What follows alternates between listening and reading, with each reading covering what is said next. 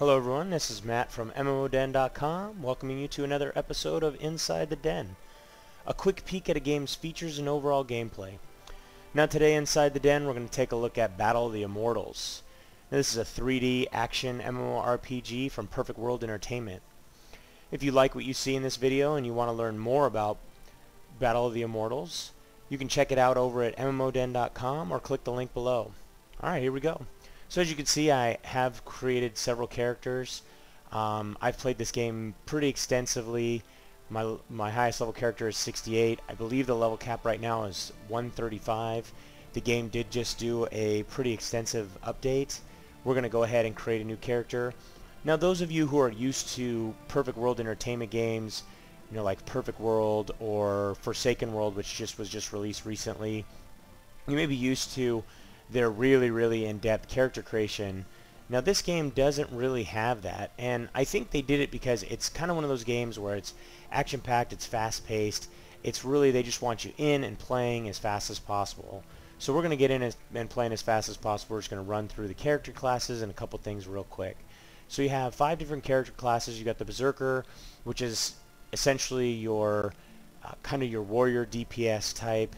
You got your Champion, which is your protector or your tank type player. Slayer, which is kind of like a rogue type DPS. Magus, which is your mage, wizard, elementalist type thing.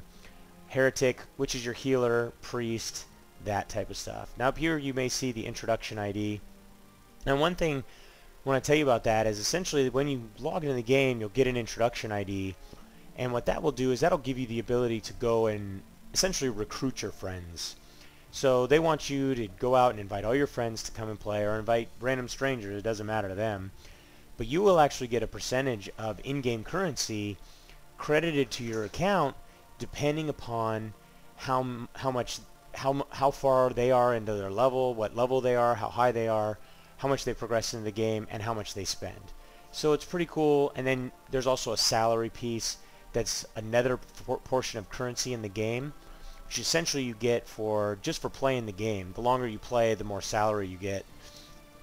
So let's get started. But that's basically the introduction ID. That will if you're really interested in playing the game, you want your friends to play. It's a pretty cool little feature. And like I said, the game doesn't have a lot of customization, so as you can see, you can run through the different hairstyles and stuff like that pretty quick. Run through the different faces. I'm going to actually go back to that one that's got some cool runes on her face. Let's run through some of these and we'll go with that one complete. So we're going to go ahead and get in now. We had a little bit of a problem. I think it might have been fraps or it might have been some lag. I don't know. But anyways, the game does a really good job of walking you through all the basics here. And it does so by giving you this story, prologue, the Catacomb Riot. It gives you the story that essentially walks you around. One of the things I really like is you are able to click on NPC names. You're also able to use the map and click on, let's bring up the map real quick. You're able to click on NPCs, common function NPCs, stuff like that. But when you're in the other areas, let's actually get out of here, you're able to click on monster names. So you can see here there's miscellaneous. Here's all the different monsters in the area. So you're able to click on those and it'll take you right there. And even these things like the burial artifact and stuff like that, which is just an item on the ground that you'll have to collect for a collection quest. So the game does make it very easy for you to get around and not have to deal with finding things and constantly spending a lot of time hunting stuff. Like I said, the game is a very action-oriented type game, so they really want you to get your way around quick, find different areas. They make it really easy for you to find parties, stuff like that. So we're going to waste all these scorpions really quick. This is a couple of my skills. Let's go over those really fast. Actually, let's pick this up, and we will walk back to him and we'll go over the skills real quick. This is an EXP skill or an XP skill. So every time you level, this resets, and as you can see, it does a lot of damage. It's really great because you can use that as you're doing these early quests, and essentially every time you use it, you're going to level, so you just get it right back. And it's a great way to level up really fast because you're able to really get a lot of stuff done really quick. Like you saw, I was just able to take out like 10 or 15 of those scorpions really fast. So we're going to cruise over to this burial artifact, and you can either, sometimes these aren't clickable, but you can usually click on the quest name and up here, or you can go to the, I'm sorry, that's the chronicle, the actual quest log, and you can click it in there. But it's nice to have it right here in this easy quick slot, and just like normal, you go ahead and highlight over the item you want to pick up, and it's going to go ahead and pick that up for you. Now the game has already been giving me some gear to set myself up with, and it has also given me this box, this beginner mega pack, which gives me a better weapon than I have, and I can actually use this. Let's see, level 5. So I'm not there yet. One more level, and I'll be there probably as soon as I turn in this quest. Shortly, you'll see I'll be getting a pet. The game has a really, really in-depth pet system. As you can see, I got level 5, and one of the great things about the pet system is your pet comes in very, very handy. So you're going to always want to have a really good pet. They do a lot for you. Let's use this real quick. Take all these guys out, including this big one, and let's start looting stuff. So there's the thing we needed. But what I was saying about the pets is they come in really handy. They're very versatile.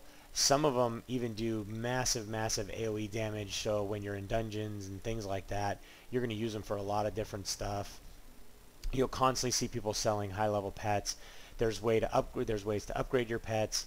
Not only is there a great crafting system for your items, whether it be your weapons and your armor, but there's also an amazing crafting system for your pets and also for your mounts. It's basically like an upgrade system.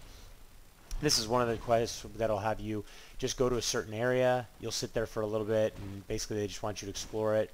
Sometimes you'll get these and they won't make it easy to where you can just click on it, but they'll give you the coordinates. Great thing about the map is you'll be able to just enter in the X and Y coordinates, hit auto route, and you'll cruise right there. So let's head back and turn this quest in. Let's see what she has to tell me. So picking up chests, constantly all kinds of stuff that you've pretty much already done. So cleared that quest and we actually leveled again. So we're going to accept that one, and we're going to cruise over and talk to this guy.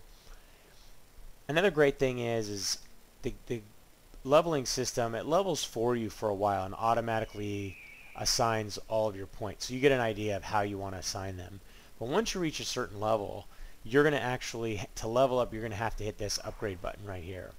Now the reason that it does that is because later on in the levels, you actually will be using your experience, which is in this bar right here, to upgrade your skills.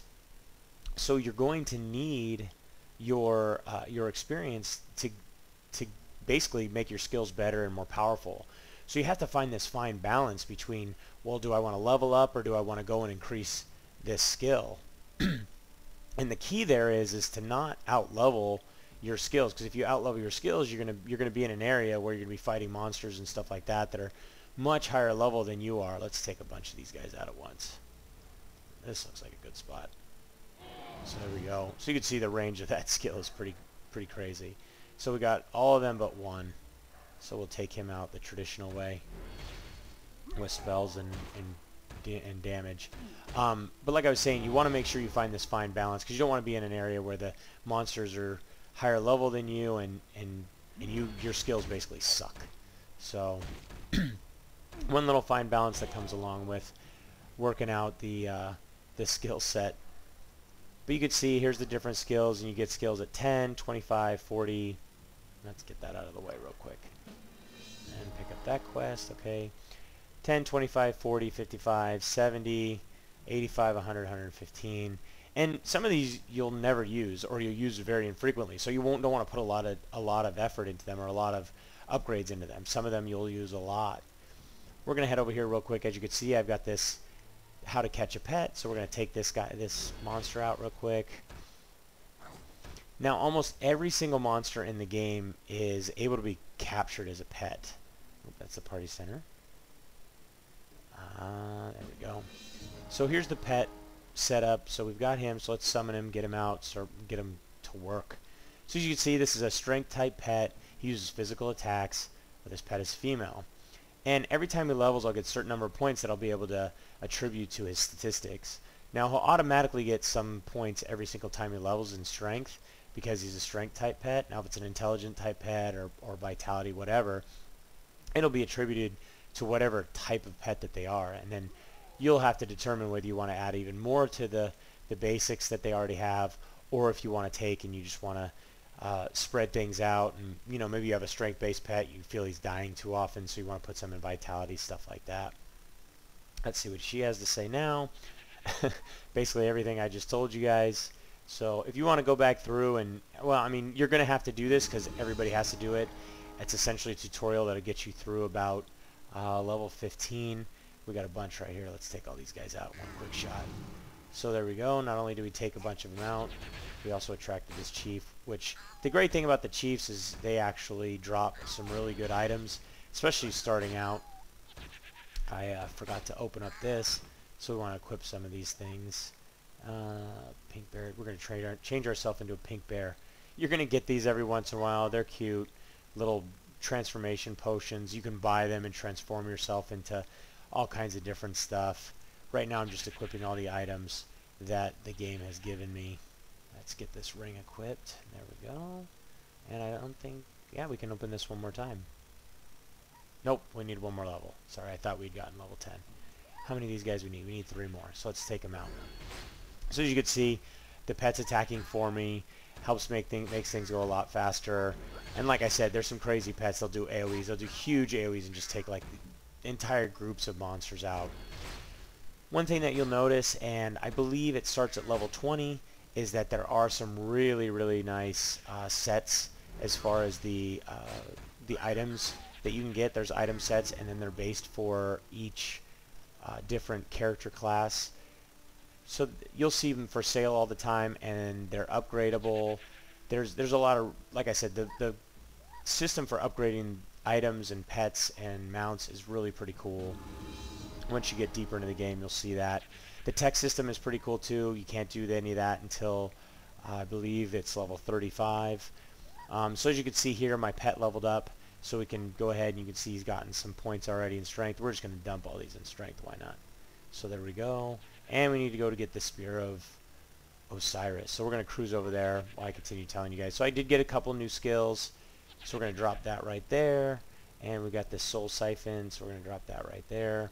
Just like anything, you just drag and drop into your hotbar, and then bam, you're ready to go.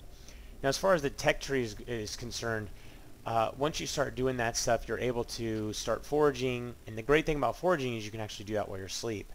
Let me show you in the item shop. The item shop not only takes Zen, but it takes credit, bonus, and salary. When you get to the bonus market, there's salary. Now salary is earned just by you playing the game. Every time you'll log out, it'll ask you, you've got X number of salary, do you want to use it? And you'll say yes, and you just collect that salary. The great thing about the salary is there's a lot of little things that you normally wouldn't need to, like, you would feel really bad about spending real world money on. So you have like a collector, which every time you have one of these, you can only collect so much stuff, and so you really would rather just spend salary on it. Or you've got like healing potions, which have, each use recovers 1600 health, and you can use it 100 times. Or you've got this Gift of War, which gives you physical attack plus 70. So there's a lot of really cool things in the salary shop, and you can earn that just by playing the game, essentially. So it's kind of nice. They give you a lot of opportunities to where you don't have to actually spend money in their cash shop, where you can just earn it, or earn items that you want to use from the cash shop. Really cool little system. On top of that, there is a really great party system. So basically, as you're cruising around just doing quests and things like that, once you reach a certain level, you pick events, instances, or maps, and it'll come up in this area, and you can just go ahead and dump in there and say, okay, well, I'm looking for a party for this instance, and as it finds it, it'll say, it'll pop up a screen and say, hey, you know what, we found an instance for you. Do you want to do it? And you could say yes or no, and most of the time, of course, you're going to say yes because you queued for it, but sometimes, you got busy and it took too long or whatever, so you're going to have to say no. There's also this event system, which there's tons of daily events.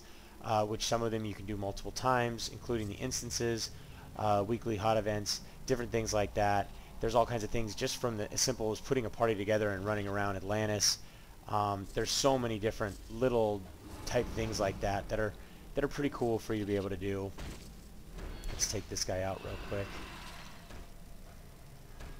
Nice thing about when you fight these chiefs is they actually give better loot, which in turn turns into a lot of times, like here, fortify crystal shard. You can use that to enhance your items, things like that. And we also moved along in our book. As you can see, there's different chapters, stuff like that. But the game has a lot of depth to it. There's a lot of little things that come with time that, you know, I don't know. I wish I had enough time to show you guys everything, because there are so many really cool things about the game. It is a really, really deep game, but it just takes you just jumping in and getting in there and playing. So I highly recommend it. And for those of you, especially waiting for Diablo 3, this is one of those games that'll really wet your whistle. But all right, everyone, my time is up, and I hope you enjoyed today's trip inside the den. Don't forget to subscribe and keep yourself updated as each new episode is released. And if you want to play or learn more about Battle of the Immortals, you can read our full review on MMORPG.com or click the link below. Till next time, thanks for watching.